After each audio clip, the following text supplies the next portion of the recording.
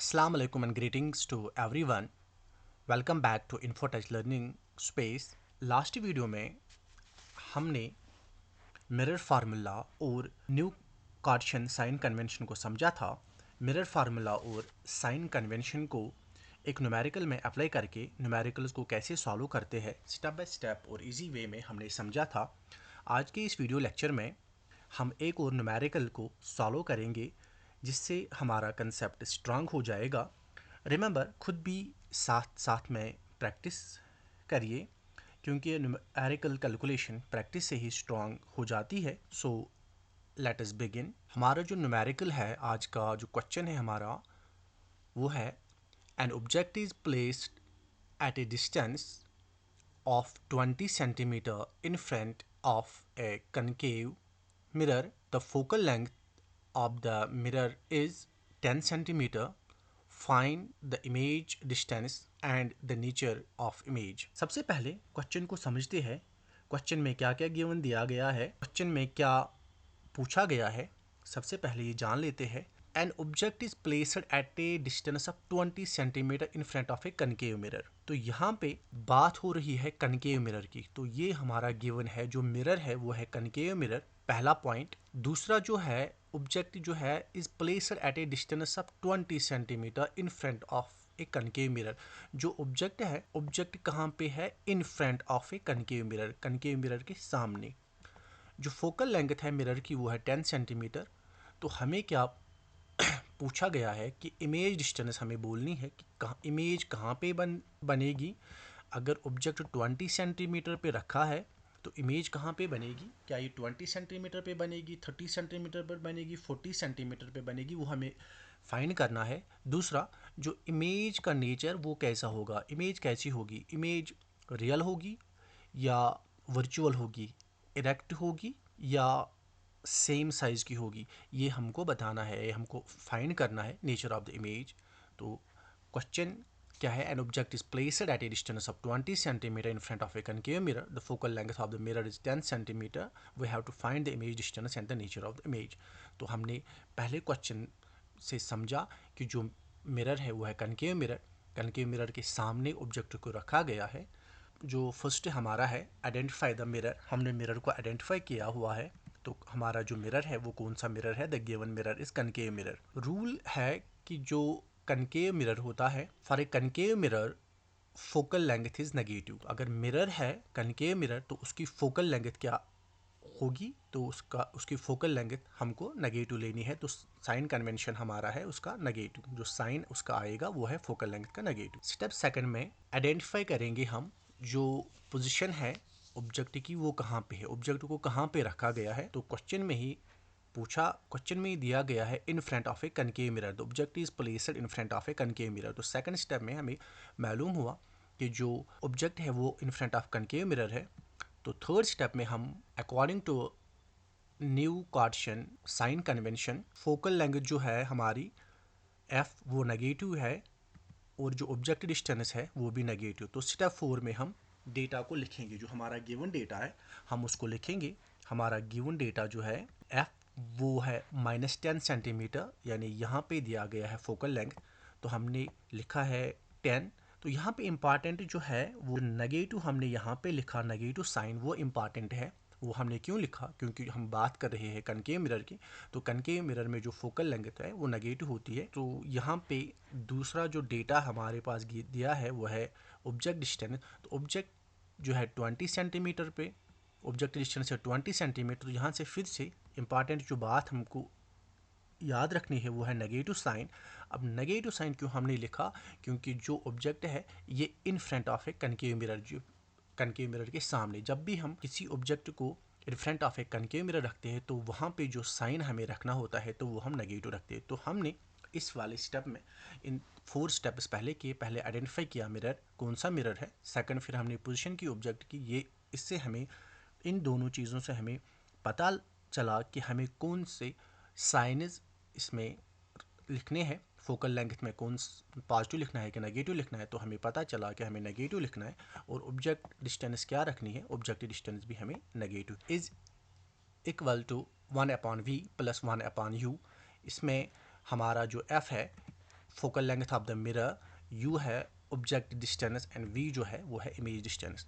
तो स्टेप 6 पे आ जाते हैं, रीअरेंज द फार्मूला। अब ये वाली फार्मूला हमारे पास है, मिरर फार्मूला, जो आपने याद रखनी है, 1/f is equal to 1/v plus 1/u।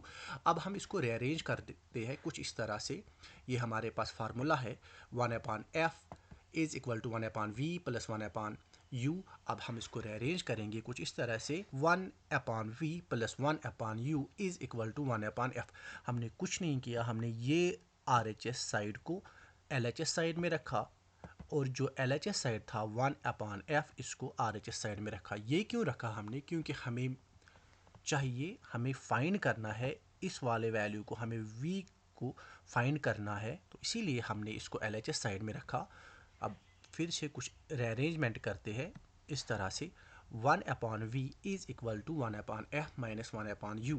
जो 1/v है इसको अपनी जगह पे रखा, 1/u को LHS साइड से निकाल के RHS साइड में रखा, तो इसका जो साइन था प्लस साइन वो बन जाता है यहाँ पे नेगेटिव साइन। तो वही हमने लिखा जो हमारे पास मिरर फार्मूला थी, 1/f is equal to 1/v plus 1/u। इसको रीअरेंज करके अब हमारे पास जो इक्वेशन बनी 1/v is equal to 1/f minus 1/u। चलिए नेक्स्ट स्टेप में हम सब्स्टिट्यूट करेंगे वैल्यूज़ को। जो हमारे पास इक्वेशन है 1/v is equal to 1/f minus 1/u। अब इसमें सब्स्टिट्यूट करेंगे वैल्यूज़, तो हमारे पास जो वैल्यू है f का वैल्यू जो है वो है -10, वो यहाँ पे हमने सब्स्टिट्यूट किया। जो u का वैल्यू है वो है -20, वो हमने यहाँ पे सब्स्टिट्यूट किया। तो इक्वेशन हमारी ये थी, 1/v is equal to 1/f minus 1/u। अब हमने इसमें सब्स्टिट्यूट किए वैल्यूज़, तो f का वैल्यू जो था वो था -10, यहाँ पे हमने लिखा, u का वैल्यू जो था -20 वो हमने यहाँ पे लिखा। तो हमारी इक्वेशन क्या बनी अब, 1/v is equal to 1/-10 plus 1/20। ये माइनस और ये माइनस कैंसिल हो जाता है, तो इसलिए यहाँ पे कौन सा साइन आ जाता है, यहाँ पे प्लस साइन आ जाता है। तो हमारे पास जो इक्वेशन बनी 1/v is equal to 1/-10 plus 1/20। अब नेक्स्ट स्टेप जो हमारा है, सॉल्व द इक्वेशन। अब हमारे पास ये इक्वेशन है 1/v is equal to 1/-10 plus 1/20। अब हम इसको सॉल्व करेंगे, सिंपलीफाई करेंगे। दो तरीके हमारे पास है, या तो क्रॉस मल्टीप्लिकेशन से हम कर सकते हैं यहाँ, या LCM हम कर सकते हैं। हम यहाँ पे क्रॉस मल्टीप्लिकेशन का मेथड यूज़ करेंगे कुछ इस तरह से। तो हमारे पास ये इक्वेशन है 1/v is equal to 1/-10 plus 1/20। अब हम इसको क्रॉस मल्टीप्लाई करेंगे तो कुछ इस तरह से हमारी इक्वेशन बन जाएगी।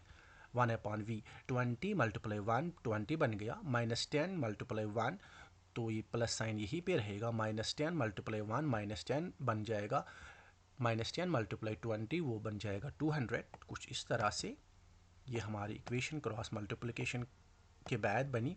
तो 20 प्लस माइनस हो गया माइनस, तो यहाँ पे हमने 20 लिखा, प्लस माइनस माइनस माइनस लिखा और 10 के बदले 10 लिखा, यहाँ पे अपॉन -200। तो यहाँ पे हमारी जो इक्वेशन बनी 20 -10 अपॉन -200। 20 को माइनस निकाल के हमारी जो इक्वेशन बन जाएगी कुछ इस तरह से बन जाएगी, 1/v इज इक्वल टू 20 -10 हो गया 10 अपॉन -200।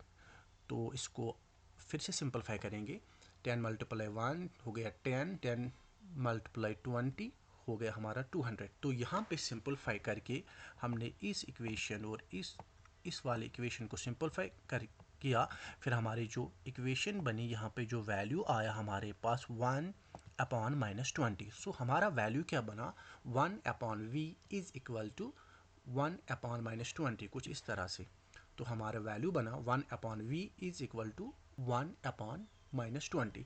अब हमें v की वैल्यू चाहिए, तो हमने इसका रेसिप्रोकल लिया, तो हमने v की वैल्यू जो आएगी, तो फाइनल वैल्यू हमारी v की आएगी -20। ये हमारी वैल्यू निकली कुछ इस तरह से। Therefore the value of v, तो v की वैल्यू क्या निकली, v की वैल्यू निकली -20 सेंटीमीटर।